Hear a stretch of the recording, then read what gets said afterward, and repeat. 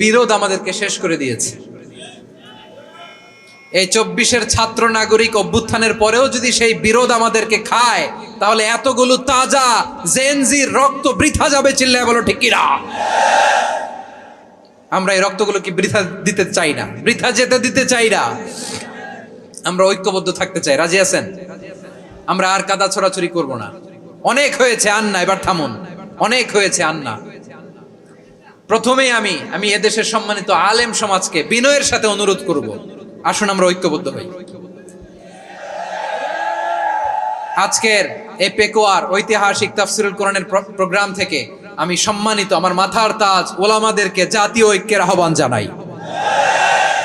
পেকুয়ার এই ঐতিহাসিক তাফসিরুল কোরআনের প্রোগ্রাম থেকে আমি আমার সম্মানিত রাজনৈতিক ব্যক্তিবর্গদেরকে জাতীয় ঐক্যের আহ্বান জানাই। অনেক হয়েছে আন্না। আধিপত্যবাদকে রুখে দিতে হলে